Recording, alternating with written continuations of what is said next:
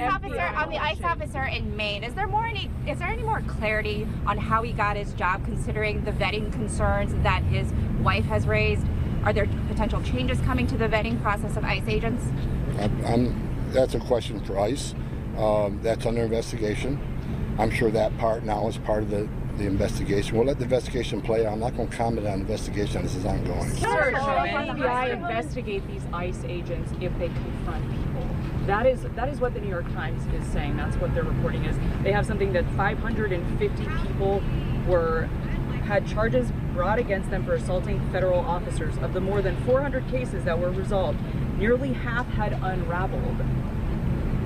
You know what's going to help though? The body cameras. They didn't have body cameras. A lot of these confrontations happen. Again, I think body cameras are going to help. Look, again, I'm not going to comment on these investigations. So that's the answer, not FBI investigating it, is what you're saying? As far as I know, there's been no change in policy. The FBI and DHS just responded to that story and didn't agree with it.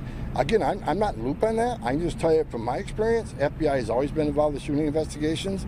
HSI, they're the criminal investigation part of ICE. They do the majority investigations in 111, which is assault and impeding an officer. How are the training procedures changing? You talked about training the trainers. How are those training procedures changing? And they're not changing. The trainers for the cameras. How do you operate the camera? What's the requirements? When do you turn it on? When do you turn it off? How quick do you need to store the data? How long should the data being stored?